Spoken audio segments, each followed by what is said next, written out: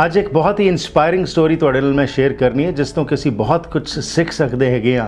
Environment depend ਨਹੀਂ ਕਰਦਾ ਤੁਸੀਂ ਕਿਸ ਪਾਸੇ ਤੁਸੀਂ ਜਾਣਾ ਹੈ, ਡਿਪੈਂਡ ਕਰਦਾ ਤੁਹਾਡੇ 'ਚ ਕੀ ਚਾਹਤ ਹੈ ਤੇ ਤੁਸੀਂ ਕਿੱਥੇ ਪਹੁੰਚਣਾ ਚਾਹੁੰਦੇ ਹੋ। ਇੱਕ ਵਿਅਕਤੀ ਦਾ ਜਨਮ ਇੱਕ ਬਹੁਤ ਹੀ ਗਰੀਬ ਪਰਿਵਾਰ 'ਚ ਹੁੰਦਾ ਹੈ, ਲੇਕਿਨ ਉਹ ਮਿਹਨਤ ਕਰਕੇ ਇਸ ਮੁਕਾਮ ਤੇ ਪਹੁੰਚਦੇ ਨੇ ਜਿੱਥੇ ਕਿ ਅੱਜ ਉਹ ਇੱਕ ਬਹੁਤ ਕਾਮਯਾਬ ਬਿਜ਼ਨਸਮੈਨ ਹੈਗੇ ਨੇ। ਕੀ ਕੁਝ ਵਿਅਕਤੀ ਹਾਸਲ ਕਰ ਸਕਦਾ ਹੈ ਜ਼ਿੰਦਗੀ ਦੇ ਵਿੱਚ ਜੇਕਰ ਉਸ ਦੇ ਵਿੱਚ ਉਹ ਵਿਲਿੰਗਨੈਸ ਹੋਵੇ। आदमी मुझे हिप्नोटाइज करके, मुझे 5-6 साल का था तो हिप्नोटाइज करके मुझे ले जा रहा था। 15.5 साल की उम्र में 1985 में मैं भी जॉब पे लग गया। जैसे हमारे दूसरे भाई बहन छोटी मोटी जॉब करके फैमिली को सपोर्ट करते थे। दोनों भाइयों ने मिलके 1986 में एक छोटा सा स्टोर हमने शुरू किया किसी के सहयोग काल में। मैंने तो बहुत एक्सपीरियंस किया क्योंकि लाइफ में बहुत अप्स एंड डाउन हमने देखा, बहुत जीवन की चैलेंजेस हमने फेस की। तो 1.5 साल के अंदर मेहनत करके हमने बहुत 8-9 स्टोर खड़े कर दिए और वापस वहाँ सिविल वॉर, पॉलिटिकल अनस्टेबिलिटी हुई और वापस हमारा आधा लूट गया। जो सुबह की प्रैक्टिस थी, सुबह की जो डिसिप्लिन थी मेडिटेशन की और विजुअलाइजेशन की, वो सब वो बहुत हेल्प कर रही थी। वो मुझे हारने नहीं दे रही थी, वो मुझे एनर्जी देती थी कि कभी हारा नहीं, कभी रोया नहीं, कभी खुदा भगवान को ब्लेम नहीं किया, कभी कंप्लेन नहीं किया। कंप्लेन की तो मेरी आदत आज तक नहीं है। और नौजवान जो हमारी जनरेशन है उसको क्या मैसेज होगा आपका?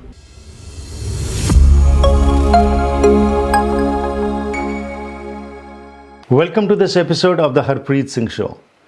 ਅੱਜ ਇੱਕ ਬਹੁਤ ਹੀ ਇਨਸਪਾਇਰਿੰਗ ਸਟੋਰੀ ਤੁਹਾਡੇ ਨਾਲ ਮੈਂ ਸ਼ੇਅਰ ਕਰਨੀ ਹੈ ਜਿਸ ਤੋਂ ਕਿ ਅਸੀਂ ਬਹੁਤ ਕੁਝ ਸਿੱਖ ਸਕਦੇ ਹੈਗੇ ਆ ਕਿ এনवायरमेंट ਡਿਪੈਂਡ ਨਹੀਂ ਕਰਦਾ ਤੁਸੀਂ ਕਿਸ ਪਾਸੇ ਤੁਸੀਂ ਜਾਣਾ ਹੈ, ਡਿਪੈਂਡ ਕਰਦਾ ਤੁਹਾਡੇ 'ਚ ਕੀ ਚਾਹਤ ਹੈ ਤੇ ਤੁਸੀਂ ਕਿੱਥੇ ਪਹੁੰਚਣਾ ਚਾਹੁੰਦੇ ਹੋ।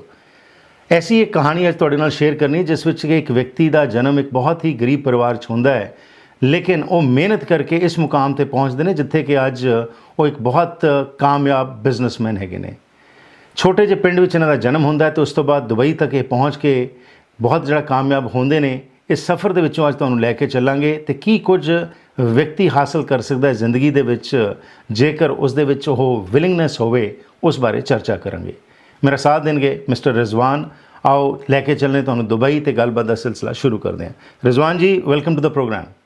Thank you very much sir. So Rizwan ji, शुरुआत करते हैं कि एक पड़ाव है कि भारत में आपका जन्म होता है गुजरात में, और उसके बाद बचपन का जो माहौल होता है घर का, क्या था वो माहौल और कैसे आप में ये दृढ़ता आई कि आपने उस माहौल से निकल के बाहर जो है कामयाब होना है? सबसे पहले मैं बताऊं, मैं पोरबंदर से हूं जहां महात्मा गांधी जी का जन्म हुआ था। तो मेरा बचपन भी उनके घर के साए में ही गुजरा है। और हमारा जो हम्बल बैकग्राउंड है, हम 9 जन थे परिवार में, माँ बाप और 7 बच्चे, और सोर्स ऑफ इनकम सिर्फ फादर थे। तो ज्यादा पढ़ाई लिखाई, ज्यादा मोटिवेशन कुछ था नहीं। और पोरबंदर 40 साल 50 साल पहले एक छोटा सा गांव जैसा लग रहा था। पर मैं सबसे छोटा था घर में, लेकिन बचपन से मैं कुछ अलग सोच का था। मेरी बचपन से ही रिलीजियस बुक्स ज्यादा पढ़ना, दूसरी बुक्स पढ़ना और कुछ न कुछ जीवन के बारे में सीखना और अपने जीवन में उतारना, उसमें मैं ज्यादा छोटी सी उम्र से कोशिश करता था। और 13-14 साल की उम्र तक पहुंचा तो बहुत सारी चीजें मुझे पता चल गई थी। तो वो जो आपका रुझान था ये पढ़ाई की तरफ, रिलीजियस टेक्स्ट की तरफ, वो क्या घर में माहौल था या आप कहीं से प्रेरित हुए और आपका ध्यान इस तरफ लगना शुरू हुआ? बचपन में क्या मेरे साथ एक किस्सा हुआ था। कोई आदमी मुझे हिप्नोटाइज करके, मुझे 5-6 साल का था, तो हिप्नोटाइज करके मुझे ले जा रहा था और किसी ने हमें बचा लिया। तो मेरी मम्मी के लिए वो बड़ा शौक था। तो मम्मी ने बोला कि बेटा तू रिलीजियस बुक्स कुरान पढ़, अल्लाह तेरी रक्षा करेंगे। तो वहां से पढ़ने की शुरुआत हुई। पहले मम्मी पढ़ती थी, मैं सुनता था। उसके बाद में थोड़ा बड़ा हुआ तो गुजराती में हम पढ़ते थे। तो बाद में मैंने पढ़ना शुरू किया और धीरे धीरे उसमें मुझे दिलचस्पी या ज्यादा मजा आने लगा। और 13-14 साल की उम्र तक बहुत कुछ समझ गया जीवन के बारे में। और कुरान और दूसरे रिलीजियस बुक्स पढ़ने के बाद बहुत कुछ मुझे समझ में आ गया कि लाइफ कैसे जी जा सकती है और कैसे जीवन में हम आगे बढ़ सकते हैं। हम्म। तो घर में आपके 8 और भाई बहन थे, और जो माहौल था उसमें अंदर पिताजी, जैसे आपने कहा, कि सिर्फ वो कमाई करते थे। तो आपने फिर कितनी पढ़ाई की, और उसके बाद कैसे ये मन में आया कि जिस माहौल में आप रह रहे हैं इससे बाहर निकल के आप कुछ और करें? हम लोग 6 भाई-बहन, वैसे 7 मेरे साथ, और भी 6 भाई-बहन थे, वो मम्मी-पापा मिला के 8 लोग हैं हम, और मैं 9 लोग। तो पढ़ाई का तो पहले से ही कोई मोटिवेशन नहीं था, कोई फाइनेंशियल सपोर्ट या कुछ नहीं था, तो कोई भी घर में, हमारे घर में पढ़े-लिखे नहीं है। बट और साढ़े 15 साल की उम्र में 1985 में मैं भी जॉब पे लग गया, जैसे हमारे दूसरे भाई-बहन छोटी-मोटी जॉब करके फैमिली को सपोर्ट करते थे। तो मैंने भी सोचा कि मैं भी कुछ जॉब करूँ और कुछ पैसे, 2 पैसे कमा के माँ-बाप को मैं भी हेल्प करूँ। तो वो हिसाब से पोरबंदर के अंदर महीने की 175 रुपीज़ मेरी फर्स्ट तनख्वाह थी। यूएस डॉलर में वो टाइम पे गिने तो 10 यूएस डॉलर होता था महीने का। लेकिन बचपन से हमने ड्रीम बड़ा करना, ड्रीम्स को ऊपर ज़्यादा फ़ोकस रखता था मैं, क्योंकि मैं बचपन से सीखता था बड़े-बड़े ड्रीम्स करना, अपना जीवन का एम हाई रखना। तो ये सब बहुत मुझे हेल्प कर रहा था, और 17 साल की उम्र में, साढ़े 16 साल की उम्र में 1986 में मुझे Congo Kinshasa, democratic Republic Congo से $200 में जॉब की ऑफर आई, और मैं अफ्रीका पहुँच गया। ओके। तो ये जो आप वहाँ पे पहुँचे, पर उससे पहले आप कितना पढ़े थे, और ये जॉब जो थी वो क्या थी जो आपने जाके वहाँ पे शुरू की? ओके, मेरी पढ़ाई गुजराती 10th फेल, 10वीं कक्षा में फेल हुआ, तब उसके बाद मैंने छोड़ दिया, वो भी गुजराती में, इंग्लिश तो आती ज नहीं थी। और पोरबंदर में जो जॉब करा था वो एक नोवेल्टी कटलेरी स्टोर था, जहाँ सब मिक्स चीजें मिलती थी, घर की, और ये छोटा सा स्टोर था हमारे गांव में ही। तो वहां मैं जॉब कर रहा था। हम्म। तो जो आप पहुँच गए कॉन्गो में, तो वहाँ पे जाके आपने क्या काम करना शुरू किया? ओके, वहाँ जनरल स्टोर था, और मेरे एक बड़े भाई भी वहाँ जॉब कर रहे थे, वो 8 फेल थे, वो एक लेबर जॉब के लिए आए थे। तो वो भी जॉब कर रहे थे, लेकिन दोनों भाइयों ने मिलके 1986 में एक छोटा-सा स्टोर हमने शुरू किया, किसी के सहयोग से, किसी ने थोड़ा पैसा दिया, बोला तुम लोग छोटे से बिज़नेस शुरू करो, दोनों भाई मिल के। और वहाँ हमने एक छोटे से स्टोर से शुरू किया, उसके बाद हम ग्रो होते गए, आगे बढ़ते गए, 1986 से शुरुआत करके 1991 तक हम पहुँचे, तो 5 साल में हमारे पास 5 बड़े स्टोर हो गए थे, क्योंकि हम इंडियंस मेहनत करने में तो आपको पता है, हम लोग कभी पीछे नहीं रहते, और बहुत मेहनत और बहुत कोशिश करते थे आगे बढ़ने के लिए, और 91 तक हम लोग प्रोग्रेस कर चुके थे। वेल, ए नो डाउट, भारतीय मेहनत से नहीं पीछे हटते, पर गुजराती जो ख़ास तौर के ऊपर हैं, वो बिज़नेस में बड़े माहिर होते हैं। तो पर आपके घर में तो ऐसा माहौल नहीं था, ना आपको कोई बिज़नेस के बारे में गुर का पता था। तो ये बिज़नेस का एक्यूमेन जो है, ये कैसे आप में आ गया कि जॉब करते-करते आपने 1986 में बिज़नेस शुरू किया, और आप इतने कामयाब हो गए कि आपने डिपार्टमेंटल स्टोर्स और डिपार्टमेंट स्टोर्स खोलने शुरू कर दिए? जैसे मैंने पहले बताया ना, भले बिजनेस का हमारे पास कोई अनुभव नहीं था, हमारे पास ऐसा कोई सपोर्ट भी नहीं था, लेकिन एक चीज मैं आपके दर्शकों को भी बताना चाहूंगा, ड्रीम्स जो है ना जीवन के अंदर, वो बहुत इंपॉर्टेंट रोल प्ले करता है। हमारे हर एक के जीवन में हर एक चीज के ड्रीम्स होने चाहिए, या बोलूं तो गोल सेट होने चाहिए, जो मैंने बचपन से सीखा था। तो ये कहाँ से आपने सीखा? क्योंकि जैसे आपने कहा कि गुर्बत के शिकार एक घर के अंदर ड्रीम्स लेना एक तरीके का, ये भी एक सपना ही है कि सपने लेने, वो भी सपना ही लगता है गरीब घर के अंदर। लेकिन आप में ये गुर कैसे आया? आपने कैसे सपने देखने शुरू किए? देखो, मैंने फॉर्मली पढ़ाई बिल्कुल कम किया है, 10th फेल गुजराती में, छोटे से गांव में, मीन्स कुछ नहीं बोले जावे। लेकिन मेरी दूसरी जो किताबें पढ़ने की मेरी हैबिट थी, जैसे मैंने बताया कुरान थी, या दूसरी हमारी रिलीजियस बुक्स थी, या दूसरी बुक्स थी जो मैं रेगुलर पढ़ता था, उसमें मुझे ज़्यादा इंटरेस्ट आता था, क्योंकि वो मुझे कुछ नया जीवन का रास्ता देती थी या सिखाती थी। और मैं एक-एक चीज़ को मैं सीरियसली लेता था। मैं एक चीज़ आपके साथ शेयर करना चाहूँगा कि मैंने होली बुक्स के अंदर मैंने पाया, सुबह का जो टाइम होता है बहुत स्पिरिचुअली पावरफुल होता है। जिनको हम पहला पहर बोलते हैं, सूरज निकलने से 3 घंटे पहले। तो ये 3 घंटे पहले का जो पहला पैर होता है वो बहुत स्पिरिचुअली पावरफुल होता है। कोई बंदा उठ के मेडिटेशन करे, कोई विजुअलाइज़ करे, कोई प्रेयर्स करे या पॉजिटिव थिंकिंग करे या बड़े-बड़े ड्रीम्स करे, तो आपको बहुत एनर्जी मिलती है, उससे बहुत आपकी ताकत बढ़ती है और आपके सारे सपने हैं ना साकार होते हैं। तो 13-14 साल की उम्र में मैंने ये सीखा, तो मैंने 3 बजे उठना शुरू किया और ये जो चीज़ मैं बोल रहा हूँ वो सब चीज़ स्लोली ग्रेजुअली मैंने करना शुरू किया। Self talk, power of subconscious mind, सबको पता है जो अफ़र्मेशन, हम अपने आप से बातें करना, वो मैंने सीखा। बड़े-बड़े ड्रीम्स मैंने सीखा और विजुअलाइज़ करके कैसे अपने ड्रीम्स को अचीव करना, वो मैंने सीखा। तो मैंने 3 बजे से लेके धीरे-धीरे करके 7 बजे तक 4 घंटा मैंने अपने आप को देना शुरू किया। अभी 13-14 साल की उम्र में मैंने शुरू किया, आज आई एम 57। आज भी रोज़ 3 बजे उठता हूँ और पहला 4 घंटा मैं अपने आप को देता हूँ, जिसमें 1 घंटा मेडिटेशन होता है, विजुअलाइज़ेशन होता है, पावर ऑफ सबकॉन्शियस माइंड को डेवलप करने के लिए सेल्फ टॉक आधा घंटे की होती है, योगा करता हूँ, वॉक करता हूँ और आज भी मैं रिलीजियस बुक्स पढ़ता हूँ। पहले मैंने कुरान 1-2 बुक्स पढ़ी थी, अभी मैंने भागवत गीता पढ़ी है, मैंने बाइबल भी बहुत डीप में पढ़ा है। इसके अलावा भी बहुत सारी बुक्स ये 40 साल की जर्नी में मैंने पढ़ी है। वंडरफुल, बहुत खूब। सो 13 साल की उम्र से 3 बजे उठ के आज तक जो आपने कहा 57 साल की 57 एज की आपकी जो ये एज है, आज तक वो कंटिन्यू रहा है जी, कभी कोई नागा नहीं पड़ा। और ये 4 घंटे का जो आपने कहा, ये तो किताबी चीज़ लगती है कि जी सेल्फ टॉक करो, एफर्मेशंस, ये हम सुनते हैं, देखते हैं, बड़ा अच्छा लगता है, लेकिन क्या वाकई में ये काम करती हैं?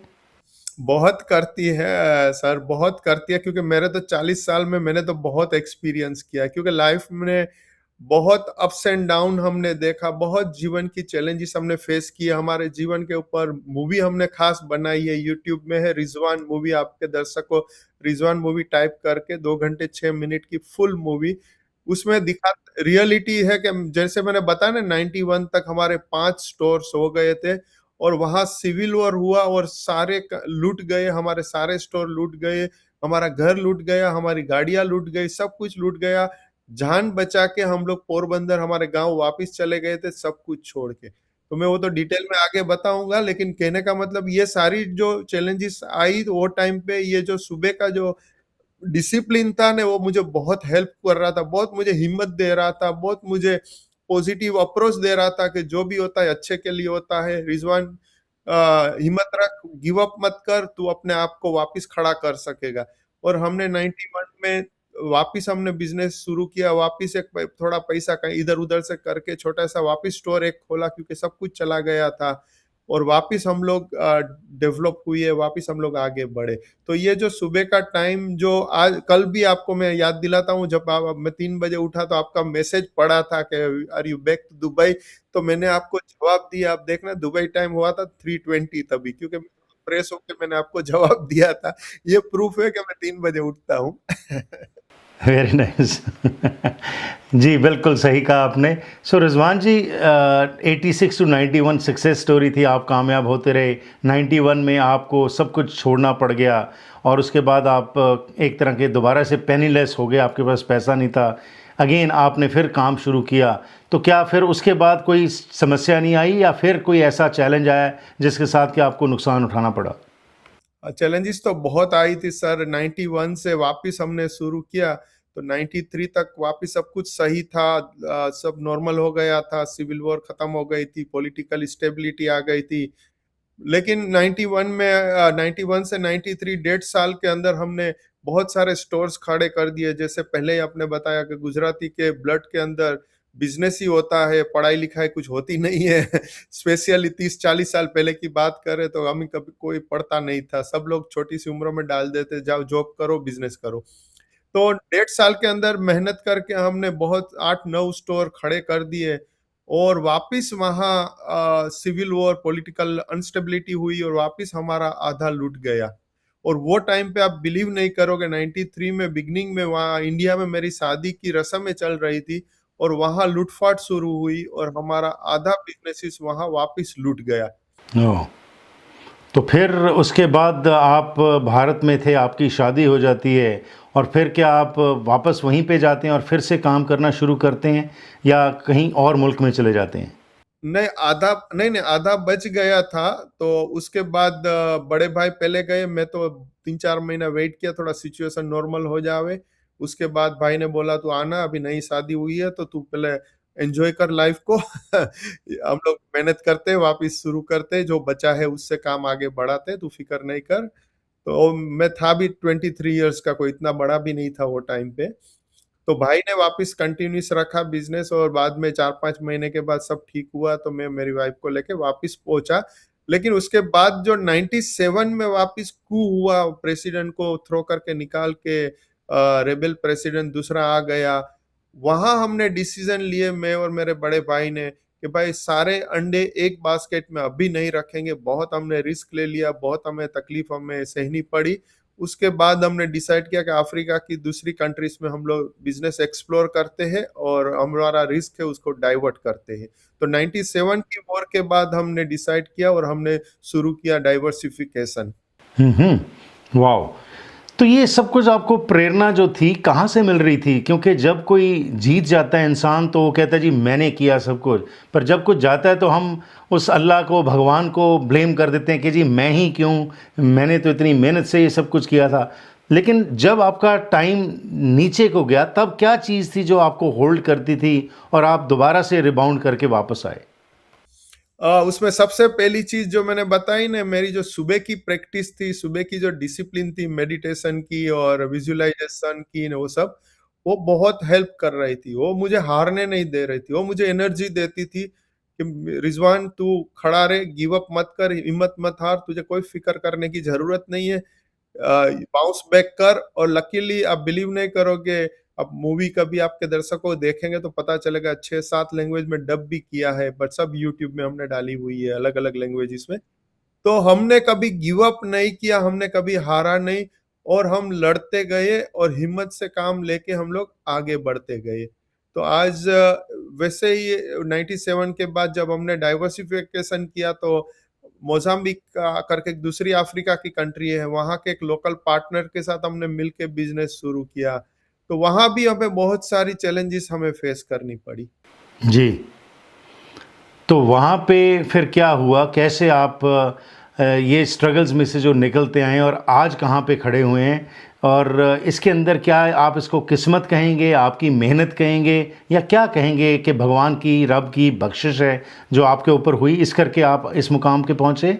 या आपने अपने लिए जो रास्ता चुना उसके अंदर रोज़ 3 बजे उठ के 7 बजे तक और निरंतर हर रोज़ ये आपने एक जो डिसिप्लिन है इसको फॉलो किया, उसके कारण आपका माइंड जो है वो स्टेबल हुआ और आपके लिए दुख सुख एक बराबर लगते हैं आपको? राइट, देखो हमने कभी भगवान हमारे खुदा को कभी हमने कंप्लेन नहीं किया। हमने हमेशा उनका शुक्रिया अदा किया कि कोई भी चैलेंजेस आती है तो एवरी टाइम आपको तोड़ने नहीं आती है, आपको और ज्यादा स्ट्रॉन्ग करने आती है। तो आपको खुदा से ब्लेम करने की जगह पे आपको खुदा भगवान का आपको शुक्रिया अदा करना चाहिए कि ये चैलेंजेस मेरे लिए कुछ अच्छी अपॉर्चुनिटी लाएगी, तो मैं अपने आप को तैयार करूं। तो ये चीज मैंने हर चैलेंजेस में मैंने इम्प्लीमेंट किया कि कभी हारा नहीं, कभी रोया नहीं, कभी खुदा भगवान को ब्लेम नहीं किया, कभी कंप्लेन नहीं किया। कंप्लेन की तो मेरी आदत आज तक नहीं है।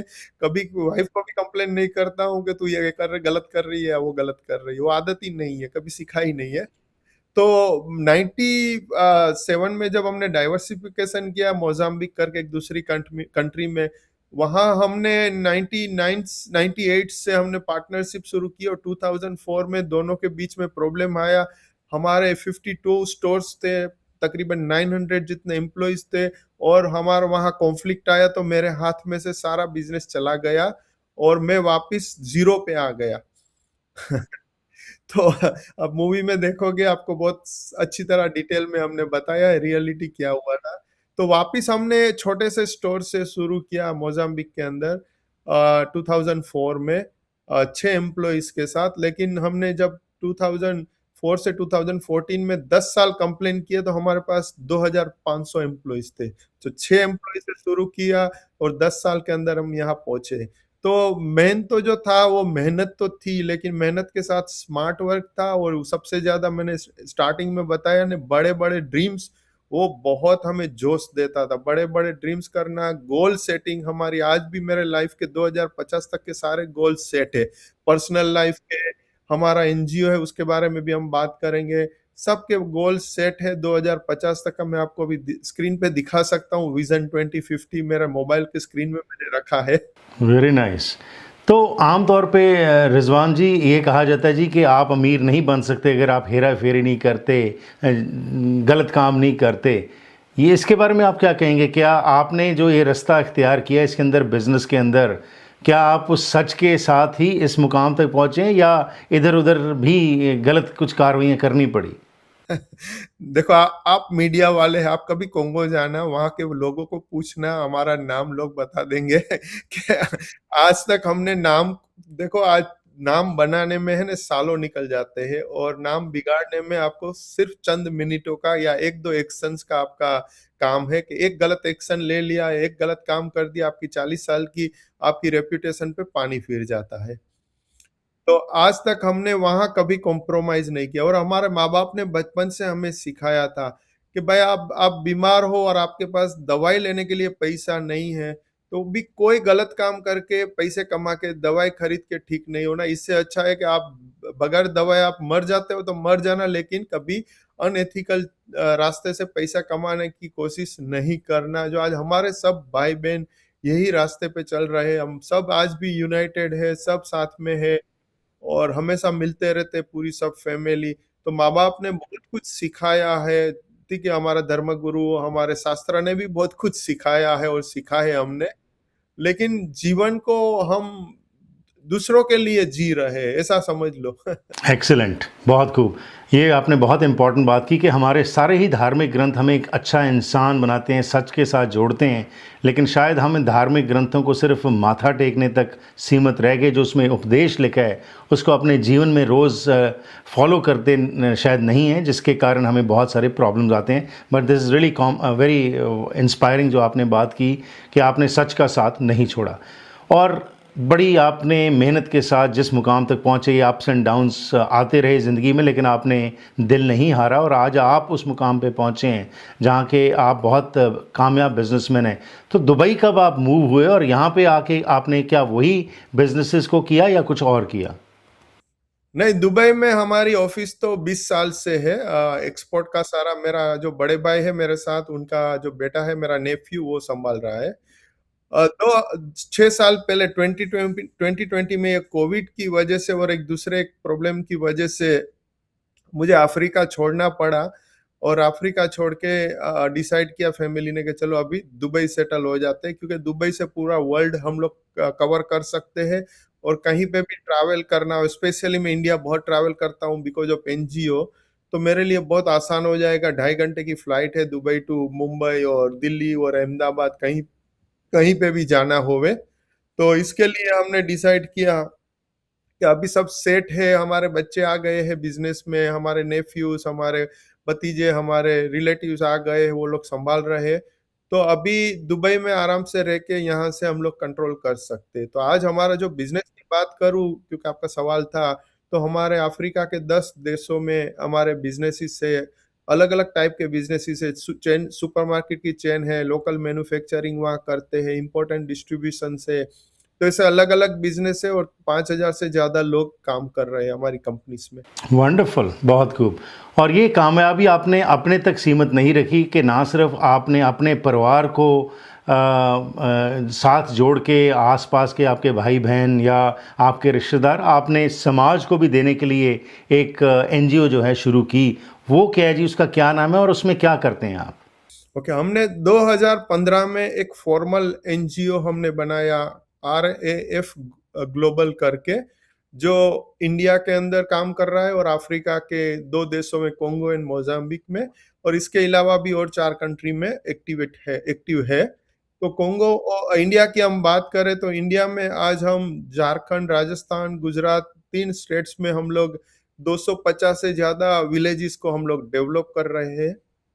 माननीय प्रधानमंत्री नरेंद्र मोदी जी ने हमारा 3 बार सम्मान किया है ये 10 साल के अंदर, और इसके इसके अलावा भी बहुत सारे सीनियर लीडरशिप ने, सीनियर मिनिस्टर्स ने हमारा सम्मान किया है, हमें न्योता दिया है, हमें इनवाइट करके उनके इवेंट्स में हमें स्टेज दिया है। बहुत सारी मान-सम्मान तो बहुत कुछ मिला है। वो हमारे लिए एक मोटिवेशन भी है और एक खुशी भी होती है कि हम लोग इतना ग्राउंड पे काम कर रहे हैं, तो हमारे लीडर्स तक ये बातें पहुँचती है और हमारे लीडर्स हमें सम्मानित करते हैं।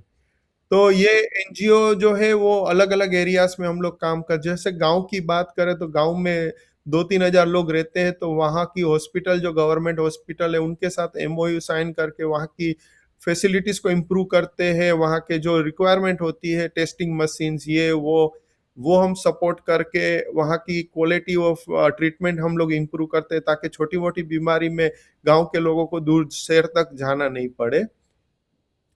हाँ, उस वहाँ की स्कूल्स होती है गवर्नमेंट स्कूल्स, तो वहाँ भी ज़्यादा कुछ होता नहीं है, क्योंकि हम लोग लास्ट माइलेज के विलेजेस को हम लोग टारगेट कर रहे हैं, तो वहाँ भी इतना कुछ होता नहीं है। तो वहाँ हम इंटरनेट देना, वहाँ टेक्नोलॉजी प्रोवाइड करना, वहाँ के टीचर्स को ट्रेनिंग करना, ऐसे करके वहाँ की क्वालिटी ऑफ एजुकेशन हम लोग इम्प्रूव करके वहाँ के बच्चों को हम लोग अच्छा एजुकेशन मिले, इनके लिए हम लोग काम कर रहे हैं।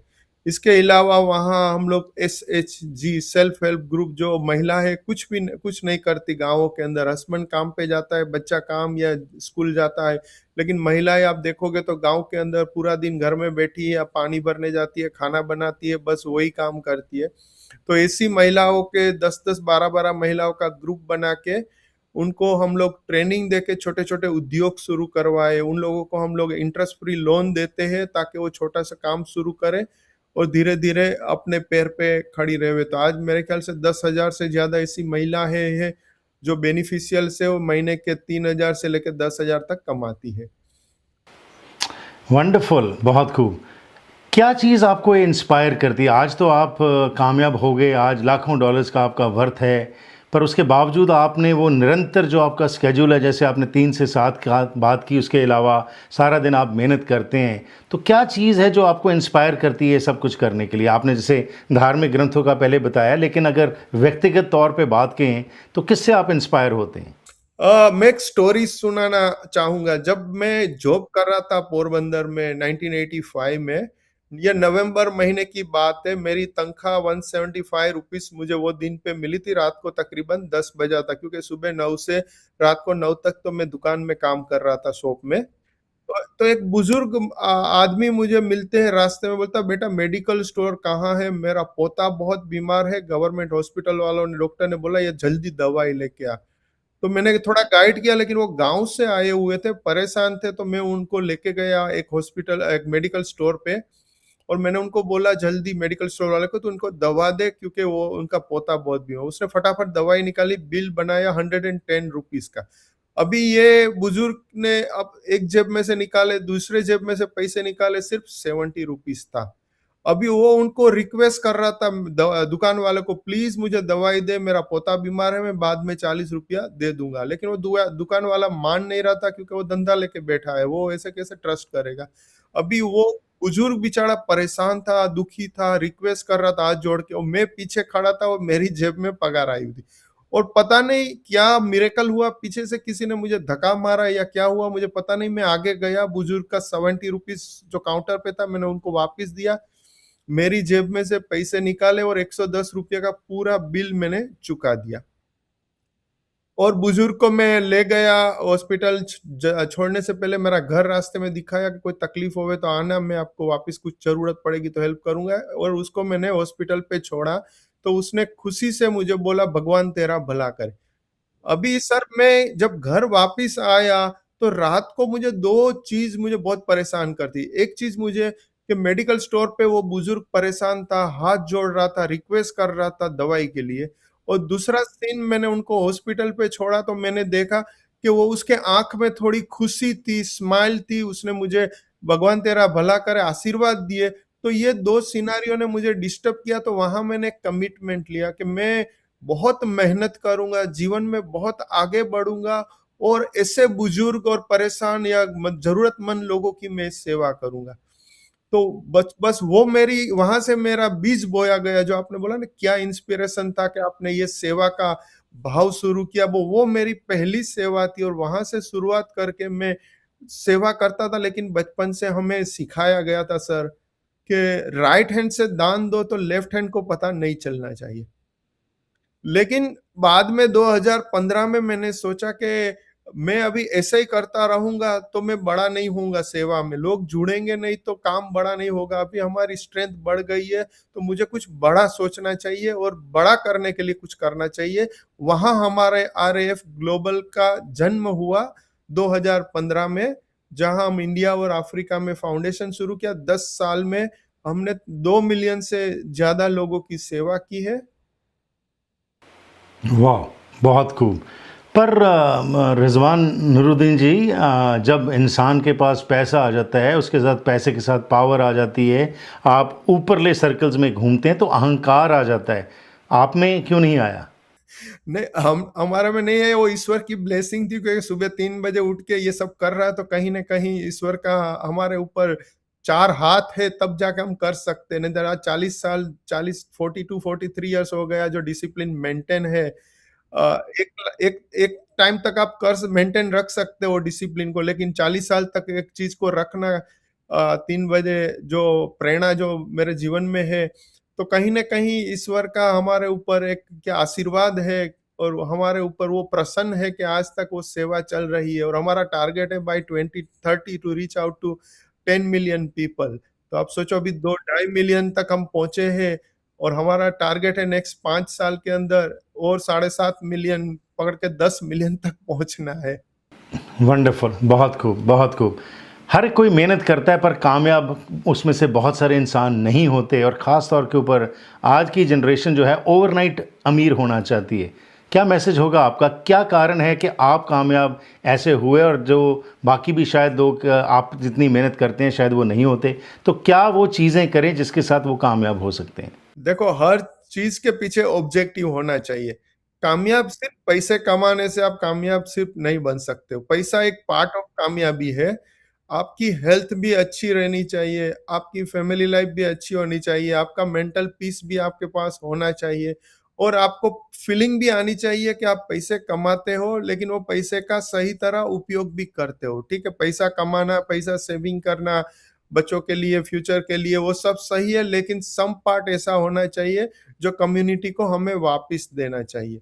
तब जाके आप बोल सकते हो कि आप सही तरह कामयाब हो, क्योंकि आपकी लाइफ बैलेंस चल रही है, हर चीज़ के अंदर आपके पास इतना टाइम है, आप हेल्थ के सँभालो। जैसे मैं बात करूँ तो मैं 45 मिनट्स योगा करता हूँ, 45 मिनट्स वॉक करता हूँ। ये मेरा रूटीन है, हफ्ते का 6 दिन होता है, 1 आध दिन कभी खाली जाता है, तो भी एक चीज़ खाली जाती है, लेकिन दूसरी चीज़ हो जाती है। आज 40 साल से मैं 40 से ज़्यादा साल हो गया, मैं वॉक कभी नहीं छोड़ा। योगा मैं 20 साल से शुरू किया हूँ, 20-22 साल हुआ, रेगुलर हफ्ते के 6 दिन मेरा योगा भी होता है। तो ये सब चीज़ें ना आपके ऊपर है कि खुद के लिए कितना कमिटेड हो आप। खाली मेहनत करना, पैसे कमाना, पैसे के पीछे भागना, बैंक बैलेंस बढ़ाना, प्रॉपर्टीज़ लेते रहना, बिज़नेस को एक्सपांड करते रहना, एंड कहाँ है? एक दिन तो आपको जाना है सब छोड़ के। आज आप ज़मीन के ऊपर हो, कल ज़मीन तुम्हारे ऊपर होने वाली है। तो थोड़ा हमें समझना चाहिए और एक कहावत भी है कि मानव सेवा वही उत्तम सेवा होती है।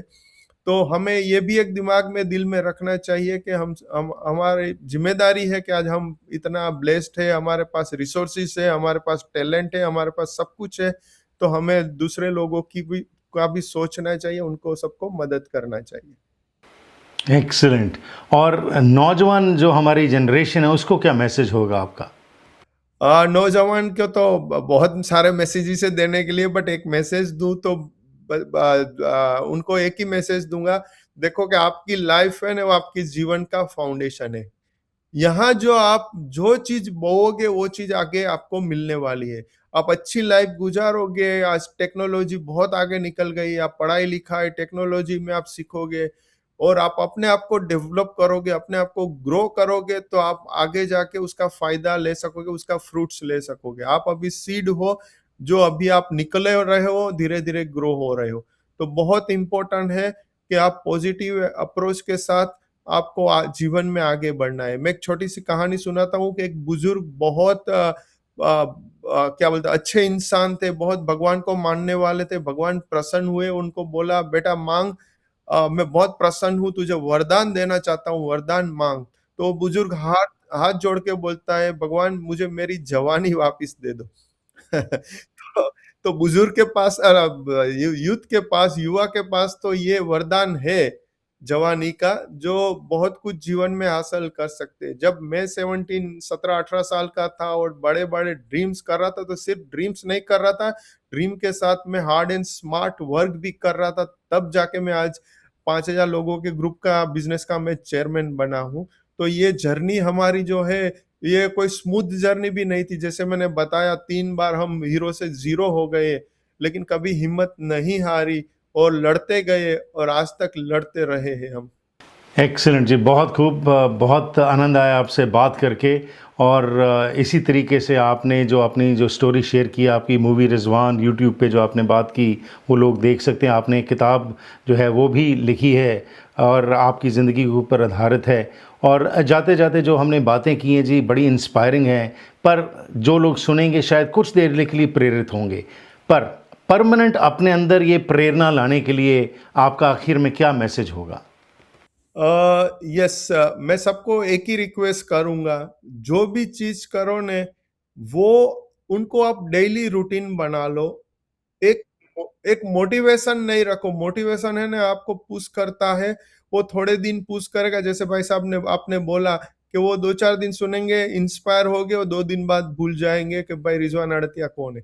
तो देखो, मेरे जीवन के अंदर मैंने जो भी चीज की है, जैसे मैंने ड्रीम का बोला, गोल सेटिंग बोला, आज 40 साल से डिसिप्लिन है। सुबह उठ के मेडिटेशन करना, विजुअलाइज करना, वॉक करना, मैंने डिसिप्लिन रखा है, कभी कॉम्प्रोमाइज नहीं करता मैं, क्योंकि ये चीज हमारे करनी है तो करनी है, हमारे जीवन का हिस्सा है। मुझे रोज उठ के वॉक करना है 45 मिनट्स, तो मुझे करना है, क्योंकि मेरे लिए अच्छा है, मेरे भविष्य के लिए अच्छा है, और मेरी फैमिली के लिए भी अच्छा है, और मेरी पर्सनल लाइफ के लिए भी इम्पोर्टेंट है। तो सबको मैं एक ही रिक्वेस्ट करूंगा, जो भी करो वो कंटिन्यूस रखो, कंसिस्टेंसी होनी चाहिए, और हमेशा डिसिप्लिन में रहो, और अपने पॉजिटिव एंड कंस्ट्रक्टिव अपनी लाइफ को डेवलप करो, ताकि आप भी एंजॉय करो लाइफ को, और आप दूसरे को भी हैप्पी कर सकते हो, दूसरों को भी आप मदद कर सकते हो। जी। और रिजवान जी, आपकी जो चैरिटेबल ऑर्गेनाइजेशन उसकी वेबसाइट क्या है? उसकी वेबसाइट है www.rafglobal.org। मैं आपको व्हाट्सएप भी कर दूंगा। और हमारे साथ बहुत लोग जुड़ते हैं, हमारे साथ क्या बोलते हैं, हम यूएस में भी, वॉशिंगटन में भी ऑफिस अभी खोल रहे हैं, और फंड रेजिंग सब लोग जुड़ते हैं। बहुत सारी कंपनियां इंडिया में और अफ्रीका में हमारे साथ जुड़ रही है, क्योंकि हमारा टारगेट बहुत बड़ा है। और आप वेबसाइट और सोशल मीडिया में आप देख सकते हो जो हिसाब से हम काम कर रहे हैं, और आप समझ सकते हो, इंडिया के प्राइम मिनिस्टर 3 टाइम आपका सम्मान करे, तो ये छोटी बात नहीं हो सकती। और और ग्लोबली हमें 60 प्लस अवार्ड्स मिला है, जिसमें यूएस का भी हमें एक ऑनर मिला है यूएस कांग्रेस की तरफ से 2023 में, और यूके गवर्नमेंट ने भी हमारा सम्मान किया है, कनाडा के एमपीस ने भी हमारा सम्मान किया है, और बहुत सारे अवार्ड्स इंडिया, अफ्रीका, यूएई सब जगह पे और आज भी मिल रहे हैं। बट अवार्ड और ऑनर और जो मान सम्मान मिल रहा है, वो हमें ज्यादा मोटिवेट करते हैं, और ज्यादा हमें रिस्पॉन्सिबिलिटी देता है कि नहीं, हमारी जिम्मेदारी बढ़ती जा रही है, और हम कोशिश भी करते हैं ज्यादा से ज्यादा लोगों तक पहुंचने की, ज्यादा से ज्यादा लोगों की सेवा करने की। बहुत खूब जी, बहुत बहुत शुक्रिया आपका। और हमारी शुभकामनाएं आपके लिए। आप इसी तरीके से कामयाब होते रहें और कम्युनिटीज़ के अंदर जो सपोर्ट की ज़रूरत है वो करते रहें। Thank you very much and best wishes. Thank you very much sir, thank you. So ਇਹ ਸਨ ਜੀ ਰਿਜ਼ਵਾਨ ਨੂਰੁਦੀਨ ਜੀ, ਜਿਨ੍ਹਾਂ ਨਾਲ ਅਸੀਂ ਗੱਲਬਾਤ ਕੀਤੀ ਹੈਗੀ ਹੈ, ਤੇ ਤੁਸੀਂ ਸੁਣਿਆ ਕਿਸ ਤਰ੍ਹਾਂ ਰੈਗ ਟੂ ਰਿਚਸ ਦੀ ਇਹ ਸਟੋਰੀ ਹੈਗੀ ਹੈ। ਪਰ ਇਸ ਪਿੱਛੇ ਕਿਸਮਤ, ਜਿਸ ਨੂੰ ਅਸੀਂ ਕਹਿੰਦੇ ਜੀ, ਉਹ ਉਸ ਦੇ ਵਿੱਚ ਇਹਨਾਂ ਨੇ ਆਪਣੀ ਕਿਸਮਤ ਆਪ ਬਣਾਈ। ਉਹ ਡਿਸਪਲਿਨ ਜਿਹੜਾ ਇਹਨਾਂ ਨੇ 13 ਸਾਲ ਦੀ ਉਮਰ ਤੋਂ ਸ਼ੁਰੂ ਕੀਤਾ, ਅੱਜ ਵੀ ਉਹ ਨਿਰੰਤਰ ਚੱਲ ਰਿਹਾ ਹੈਗਾ। ਮਿਹਨਤ ਕਰਦੇ ਨੇ, ਤੇ ਜੋ ਕੁਝ ਬਰਕਤ ਇਹਨਾਂ ਨੂੰ ਪਈ ਹੈ ਉਸ ਨੂੰ ਅੱਗੇ ਵੰਡਦੇ ਵੀ ਪਏ ਹੈਗੇ ਨੇ। ਸੋ ਇੱਕ ਬਹੁਤ ਇੰਸਪਾਇਰਿੰਗ ਸਟੋਰੀ ਹੈਗੀ ਹੈ। ਸਾਨੂੰ ਸਭ ਨੂੰ ਆਪਣੇ ਜੀਵਨ ਵਿੱਚ ਜਿਸ ਵੀ ਮੁਕਾਮ 'ਤੇ ਅਸੀਂ ਪਹੁੰਚਣਾ ਹੈ, ਅਸੀਂ ਪਹੁੰਚ ਸਕਨੇ ਹਾਂ, ਜੇਕਰ ਦ੍ਰਿੜ ਵਿਸ਼ਵਾਸ ਹੋਵੇ, ਕੜੀ ਮਿਹਨਤ ਹੋਵੇ, ਤੇ ਆਫ ਕੋਰਸ ਉਸ ਰੱਬ ਦੇ ਜਿਸ ਵਿੱਚ ਵੀ ਸਾਡੀ ਆਸਥਾ ਹੈ ਉਸ ਦੀ ਸਾਡੇ 'ਤੇ ਬਲੈਸਿੰਗ ਹੋਵੇ, ਤਾਂ ਡੈਫੀਨੇਟਲੀ ਆਪਣੀ ਮੰਜ਼ਿਲ ਤੱਕ ਪਹੁੰਚ ਸਕਨੇ ਹਾਂ। ਪਰ ਜ਼ਿੰਦਗੀ ਕਦੀ ਵੀ ਇਸ ਤਰ੍ਹਾਂ ਨਹੀਂ ਚੱਲਦੀ, ਅਪ ਐਂਡ ਡਾਊਨ ਚੱਲਦੀ, ਜਿਸ ਤਰ੍ਹਾਂ ਰਿਜ਼ਵਾਨ ਜੀ ਨੇ ਦੱਸਿਆ। ਤੇ ਜਦੋਂ ਇੱਥੇ ਆਉਂਦੇ ਹਾਂ, ਆਪਣੇ ਆਪ ਨੂੰ ਭੁੱਲ ਨਾ ਜਾਈਏ ਤੇ ਜਦੋਂ ਇੱਥੇ ਆਉਂਦੇ ਹਾਂ ਤਾਂ ਫਿਰ ਰੱਬ ਨੂੰ ਬਲੇਮ ਨਾ ਕਰੀਏ। ਉਸ ਦੇ ਭਾਣੇ ਵਿੱਚ ਰਹਿ ਕੇ ਜਦੋਂ ਅਸੀਂ ਨਿਰੰਤਰ ਕੋਸ਼ਿਸ਼ਾਂ ਕਰਦੇ ਰਹਾਂਗੇ ਤੇ ਕਾਮਯਾਬੀ ਸਾਨੂੰ ਜ਼ਰੂਰ ਮਿਲੇਗੀ। ਪ੍ਰੋਗਰਾਮ ਦੀ ਕਰਦੇ ਇੱਥੇ ਹੀ ਸਮਾਪਤੀ। ਮੇਰੇ ਨਾਲ ਸੰਪਰਕ ਕਰਨਾ ਹੋਏ ਤਾਂ 604 603 7555 ਜਾਂ ਫਿਰ ਈਮੇਲ ਕਰੋ harpreetsingh@gmail.com। ਫਿਰ ਮੁਲਾਕਾਤ ਕਰਾਂਗੇ। Have a wonderful day.